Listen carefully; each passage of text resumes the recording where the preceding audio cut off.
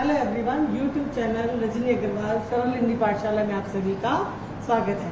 आज की मेरी प्रस्तुति है नाटक बच्चों, जिसे हम इंग्लिश में जो है प्ले के नाम से भी जानते हैं। जो आप लोग पिक्चर देखते हैं वो सब क्या है? एक कहानी जिसे जो है रंगमंच पे प्रस्तुत किया जाता है।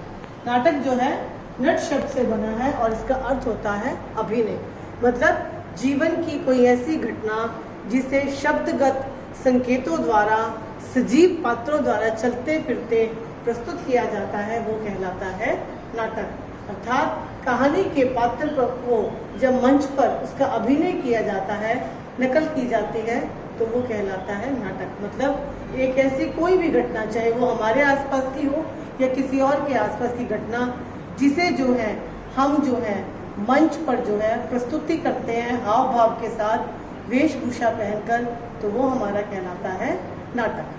अब नाटक के लिए कुछ तत्व होते हैं जो हमें चाहिए होते हैं। उसमें सबसे पहला है हमारा कथा वस्तु।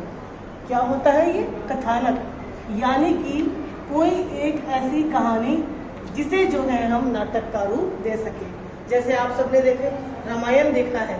रामायण में क्या है? उसका हमने एक नेता चुना है राम, और राम की रावण के ऊपर विजय दिखाई है, असत्य के ऊपर सत्य की विजय। वो क्या थी? एक पूरी कहानी जो लोक नायक राम के ऊपर बनाई गई है, वो क्या है? हमारा कथानक। दूसरा हमारा आता है संवाद, जिसे आप इंग्लिश में कहते हो डायलॉग। जब दो पात्र आपस में बातचीत कर रहे हैं, जो वो बातचीत कर रहे हैं आपस में, वो कहलाते हैं हमारे संवाद। अब नाटक में संवाद जो है छोटे होने चाहिए। क्यों? क्योंकि पाठक और श्रोता जो है बड़े बड़े संवादों को सुनकर ऊब जाता है, पढ़कर ऊब जाता है। इसीलिए हमें जो वार्तालाप रखनी है दो पात्रों के मध्य में, वो कहलाती है संवाद, और वो छोटे छोटे होने चाहिए। तीसरा है हमारा पात्र और चरित्र चित्रण। मतलब कहानी में नायक, खलनायक, महानायक, जो भी हमने पात्र लिए हैं, उनके जो चरित्र के बारे में भी हमें बताना है। मान लो हम राम की ही बात लेते हैं। जब हम राम मर्यादा पुरुषोत्तम के चरित्र की बात कर रहे हैं, तो हमें एक ऐसा चेहरा चाहिए जो सादगी से पूर्ण हो, विनय से भरा हो, और वही जो है उस राम के पात्र को जो है लोगों के समक्ष प्रस्तुत कर सकेगा। चौथा है हमारा उद्देश्य। मतलब जिस भी नाटक का हम मंचन कर रहे हैं, उसके माध्यम से हम समाज में जो है कोई संदेश देना चाहते हैं, वो है हमारा उद्देश्य। राम के द्वारा हम क्या बताना चाहते हैं कि राम जो मर्यादा पुरुषोत्तम है, उन्होंने रावण जैसे दानव का अंत कर कर जो है असत्य पर सत्य की विजय दिखाई। तो ये क्या था हमारा रामायण का उद्देश्य, कि हमेशा सत्य की जीत होती है और सत्य हमेशा ही हारता है।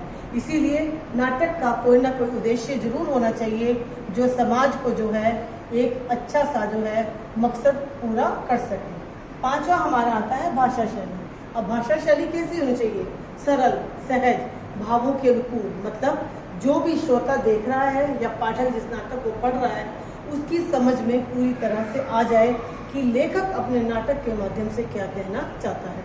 इसीलिए भाषा शैली तर्क संगत परिस्थितियों को देखते हुए और नाटक के पात्र को देखते हुए सरल और सहज होनी चाहिए। छठा हमारा तत्व आता है बच्चों देश काल और वातावरण। मतलब देश काल, पहनावा। ये तो ना हो कि हम लोग दृश्य ले रहे हैं राजस्थान का और लोगों को हम क्या पहना दें? मोटे मोटे स्वेटर।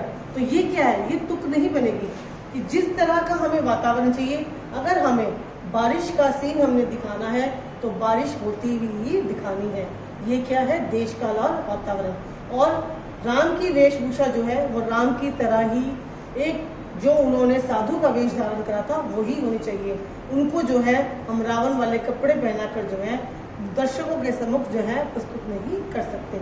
इसीलिए वातावरण और देश काल जो है पात्रों के अनुसार होना चाहिए। और पात्र कैसे होंगे?